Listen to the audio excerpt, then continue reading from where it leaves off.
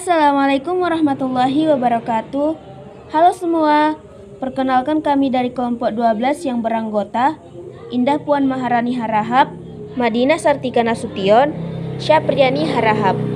Baiklah, di sini kami akan menjelaskan mengenai kebijakan publik dalam intervensi pasar dengan mata kuliah Ekonomi Mikro Islam dan dosen pembimbing yang terhormat Ibu Ihdi Aini ME.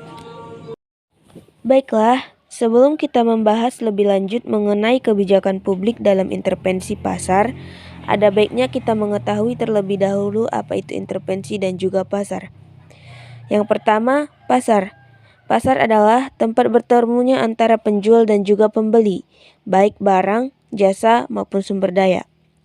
Ekonomi Islam memandang pasar, negara, dan juga individu berada dalam keseimbangan atau iktisad. Tidak ada batasan yang menjadikan salah satu yang lebih mempengaruhi atau berkuasa. Pasar bebas menentukan cara produksi dan juga harga, tidak boleh ada gangguan yang mengakibatkan rusaknya keseimbangan pasar. Mekanisme pasar menentukan tingkat harga tertentu di dalam pasar. Dalam Islam, Allah lah yang menentukan harga. Sehingga dalam Islam, keuntungan yang akan dicapai oleh seorang pedagang adalah keuntungan dunia dan akhirat. Keuntungan akhirat berupa harga yang dipatok penjual tidak memberatkan konsumen. Berdagang sebagai realisasi ta'awun atau tolong-menolong. Dan bernilai ibadah apabila berdagang dengan mematuhi etika ekonomi Islam. Intervensi pasar. Intervensi pasar yaitu ikut campur tangan pemerintah dalam mengatur ekonomi pasar yang bertujuan mengatur kestabilan harga. Intervensi pasar pada hakikatnya tidak boleh dilakukan, bahwa dalam hadis Nabi, tujuan dalam pelarangan tersebut adalah untuk melindungi produsen juga konsumen. Cara intervensi pemerintahan perekonomian pasar. Intervensi pemerintahan mengambil beragam bentuk, mulai pada tingkat mikro hingga makro. Dalam artikel ini, saya mencoba mengelompokkannya menjadi kategori sebagai berikut. Yang pertama, kebijakan ekonomi. Kedua, peraturan. Yang ketiga, pajak. Yang pertama, kebijakan ekonomi dibagi terdiri dua kategori. Yang pertama, kebijakan sisi penawaran. Yang kedua, kebijakan sisi permintaan. Di sini kebijakan sisi penawarannya seperti merancang kebijakan sisi penawaran untuk mempengaruhi penawaran agregat di dalam perekonomian. Biasanya, kebijakan tersebut fokus untuk meningkatkan efisiensi produksi, baik di pasar produk atau pasar faktor. Misalkan, pasar tenaga kerja. Contohnya yaitu di pasar produk, pemerintah mempromosikan persaingan dengan meluncurkan kebijakan anti monopoli, deregulasi, dan privatisasi. Selanjutnya, di pasar tenaga kerja, pemerintah berusaha meningkatkan mobilitas dan kualitas tenaga kerja. Yang kedua, kebijakan sisi permintaan. Kebijakan sisi permintaan terdiri dari dua kebijakan. Yang pertama, kebijakan fiskal dan kebijakan moneter.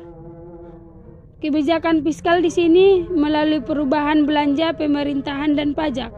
Sedangkan kebijakan moneter di bawah tanggung jawab bank sentral atau otoritas moneter dan berusaha mempengaruhi jumlah uang beredar di dalam perekonomian.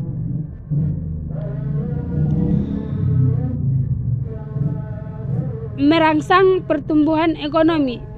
Pemerintahan dan bank sentral mengadopsi kebijakan ekspansioner. Itu biasanya selama ekonomi lemah seperti resesi ekonomi. Yang pertama, menaikkan belanja pemerintah. Kedua, menurunkan pajak.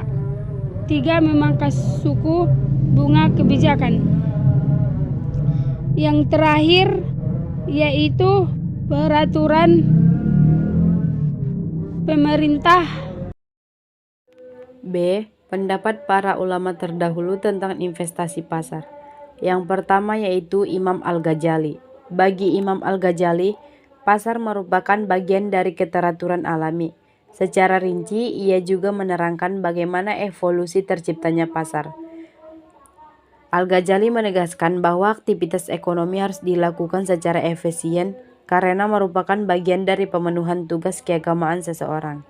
Ia mengidentifikasi 3 alasan mengapa seseorang harus melakukan aktivitas-aktivitas ekonomi, di antaranya yaitu sebagai berikut. Yang pertama adalah untuk mencukupi kebutuhan yang bersangkutan. Yang kedua, untuk mensejahterakan keluarga.